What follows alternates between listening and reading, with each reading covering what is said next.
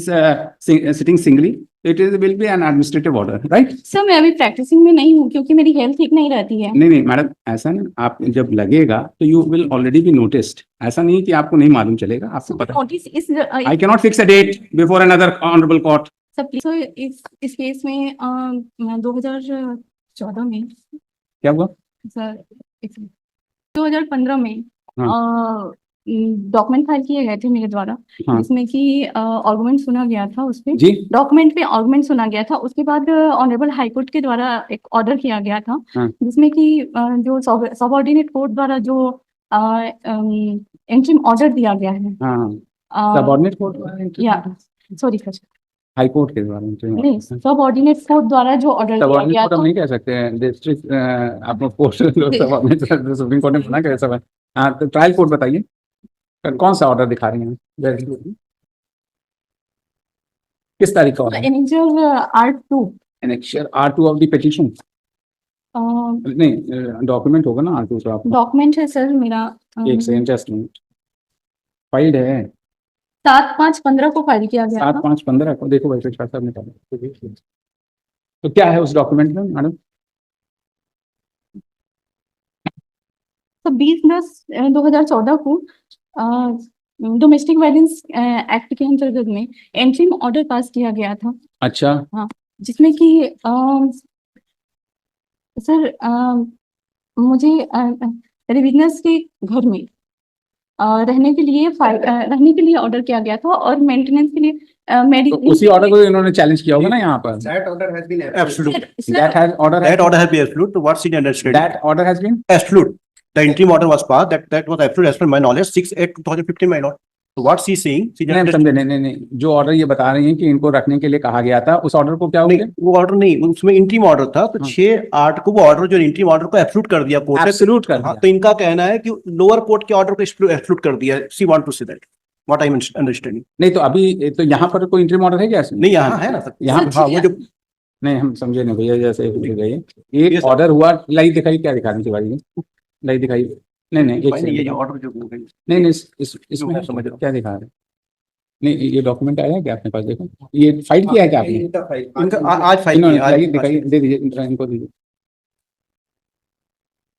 कोई interim order pass किया होगा मजिस्ट्रेट कोर्ट ने, उसको एब्सोल्यूट कर दिया गया। मतलब उनका कहना है कि वो लोअर कोर्ट वाले ऑर्डर को एब्सोल्यूट कर दिया। अरे ऐसे इंटरप्रिटेशन ये है कि लोअर कोर्ट वाले ऑर्डर को एब्सोल्यूट कर दिया। क्या यहाँ पर इसमें पिटीशन में चैलेंज क्या है? Sir 20/10/2014 passed by that court below, my lord, trial court. and thereafter the appellate court has अच्छा 20/10/14 का एक ऑर्डर चैलेंज किया है। Second on उसके that, द्वारा क्या किया, डायरेक्शन था क्या? हाँ, direction। कि रेंट देने का जी, और जी, मेंटेनेंस देने का इनको। हाँ, that was challenged before the session court अच्छा and we have challenged the both the orders. अच्छा, वो रिजेक्ट हो गई आपकी वो सेशन reject हो गई उसके की। उस दोनों ऑर्डर्स को यहाँ चैलेंज किया। Right, तो right. यहाँ पर कोर्ट ने क्या कोई स्टे ऑर्डर पास स्टे किए हुए थे। Where is that? वो किस तारीख का ऑर्डर है? ऑर्डर शीट में होगा 6/8/15 की पहली ऑर्डर शीट है sir. Honourable justice MM Srivastava साहब का ऑर्डर। एक सेकंड,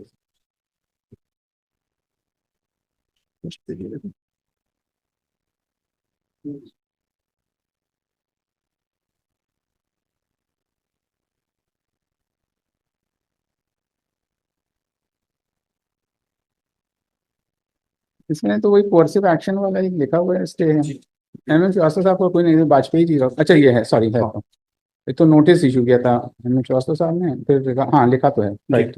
उसी ऑर्डर को एब्सोल्यूट किया। मतलब जो 6/8/15 का 6/8 अच्छा 6/8 के 15 के ऑर्डर से ये जो इंटरिम ऑर्डर था 31 की। तो इनका इंटरप्रिटेशन है कि लोअर कोर्ट के जो इंटरिम ऑर्डर्स थे उनको एब्सोल्यूट कर दिया। नहीं वो तो स्टे हो गया ना जी, वो तो स्टे हो गया, वो तो स्टे हो गया ना। वो तो सर नहीं सर, जिस ऐसा ना, आपने जो ये डॉक्यूमेंट्स फाइल किया है और दोनों आदमी ने आज कुछ डॉक्यूमेंट्स फाइल किया है, तो आप लोग उस पे जो भी अपना रिस्पांस फाइल करना चाहते हैं आप फाइल कर दीजिए and then we decide the matter, ठीक है ना? सर मैं सुन लिया। हाँ बताइए।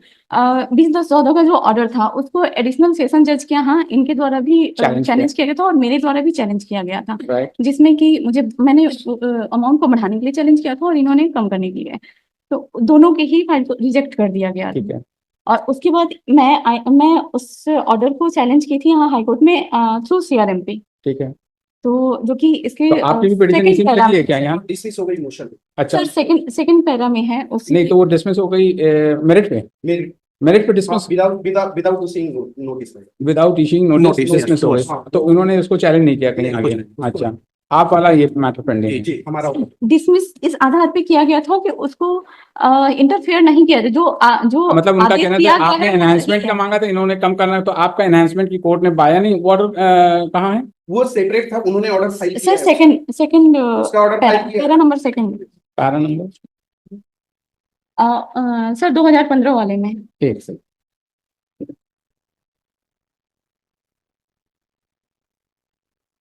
क्या 8-15 का तो ये हो गया, कौन सा इन्हीं का तो है ही नहीं बताया, नीतू श्रीवास्तव का तो है। उसको नहीं बात। वो कहाँ पर ऑर्डर है? Sir R1 R1 page number 8 8 to 10। 8 to 10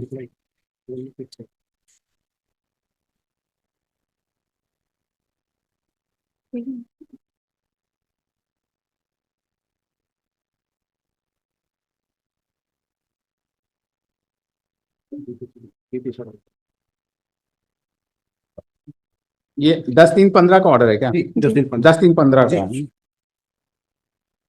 तो ये तो कोऑर्डिनेट बेंच ने इसको डिसमिस कर दिया है आपकी पिटीशन जो CRMP 167 ऑफ 2015 था फॉर एनहांसमेंट। सर लेकिन इस आधार पे किए थे कि उसमें जो आदेश दिया गया है, हाँ। एंट्री ऑर्डर दिया गया है, हाँ। वो बिल्कुल सही है, उसमें कोई इंटरफेरेंस नहीं किया जा सकता। ठीक ठीक, हाँ उसी ऑर्डर को इन्होंने यहाँ पे चैलेंज किया है CRR में, जिसमें हाँ, कि नहीं तो Honorable ऐसा ना, नहीं एक चीज ये है ना कि दो चीज थी, आपने एनहांसमेंट का ऑर्डर को चैलेंज किया था और इन्होंने उसको कम करने के लिए चैलेंज किया कि हम मेंटेनेंस नहीं देना है।